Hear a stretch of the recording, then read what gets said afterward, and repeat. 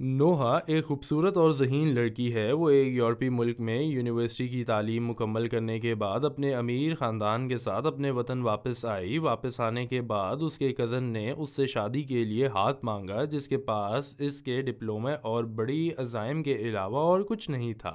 گھر والوں کے انکار کے باوجود اس نے اس کا رشتہ قبول کر لیا۔ شادی سے پہلے کزن نے شرط رکھی کہ 5 سال تک کوئی اولاد نہ ہو اور وہ اپنے منصوبے کو کامیاب بنانے کے لیے خود کو پوری طرح وقف کر دے گا۔ نوحا نے قبول کر لیا اور کچھ نہیں کہا سوائے اس کے کہ رسول اللہ صلی اللہ علیہ وآلہ وسلم نے فرمایا، جو امانت دار نہیں اس کا کوئی دین نہیں، اور جو اپنے عہد کی پاسداری نہیں کرتا اس کا کوئی دین نہیں۔ اس کے بعد اس نے پیسے، محنت اور علم سے اپنے شوہر کی مدد کی، یہاں تک کہ وہ کروڑ پتی بن گیا اور مارکیٹ کے سب سے بڑی کمپنی کھول لی۔ اور شادی کے 6 سال بعد نوحا کو یہ دیکھ کر صدمہ ہوا کہ اس کے کزن نے اس کے پیٹھ پیچھے اپنی سیکرٹری سے شادی کر لی اور نوحا کو طلاق دے دی اور اس سے کہا کہ وہ گھر خالی کر دے، جس کی قیمت 80 لاکھ تھی، کیونکہ اس کی سیکرٹری ایسا چاہتی تھی۔ وہ تباہ ہو گئی اور اپنے کزن سے بدلہ لینے کا فیصلہ کیا۔ اس نے نوحا کو گھر سے نکلنے کے لیے 3 دن کا وقت دیا اور یہ 3 دن اپنی نئی بیوی کے ساتھ ایک ہوٹل میں گزارے۔ نوحا نے پہلے دن اپنا سامان تھیلیوں اور ڈبیوں میں پیک کرتے ہوئے گزارا۔ دوسرے دن وہ ایک ایسی کمپنی لے کر آئی جو سامان کو گھر سے باہر لے جائے اور دوسری عمارت میں رکھ دے، اور تیسری دن اس نے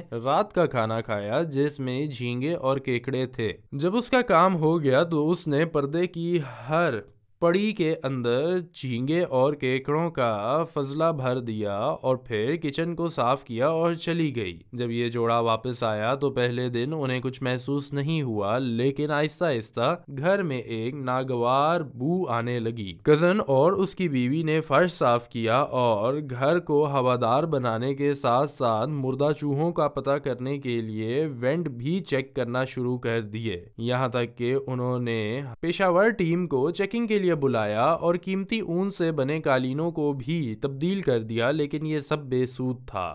کچھ عرصے بعد لوگوں نے ان کی طرف آنا جانا چھوڑ دیا اور نوکرانی بھی چھوڑ کر چلی گئی۔ اس وقت یہ بدبو میاں بیوی کے لیے ناقابل برداشت ہو گئی اور انہوں نے دوسرے گھر میں جانے کا فیصلہ کیا۔ 1 ماہ گزر گیا اور قیمت کم کرنے کے باوجود انہیں اور کوئی خریدار نہیں ملا۔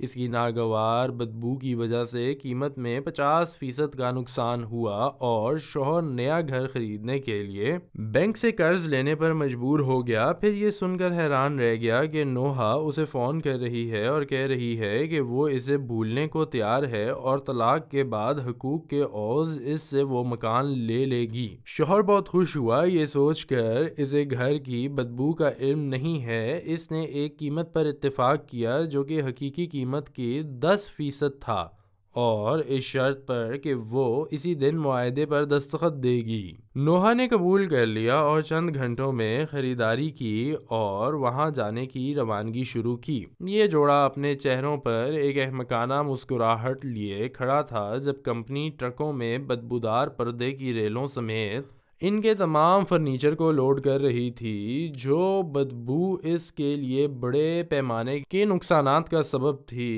جس کے لیے نوحا نے قربانی دی ہے۔ وَنَضَعُ الْمَوَازِينَ الْقِسْطَ لِيَوْمِ الْقِيَامَةِ فَلَا تُظْلَمُ نَفْسٌ شَيْئًا وَإِن كَانَ مِثْقَالَ حَبَّةٍ مِّنْ خَرْدَلٍ أَتَيْنَا بِهَا وَكَفَى بِنَا حَاسِبِينَ۔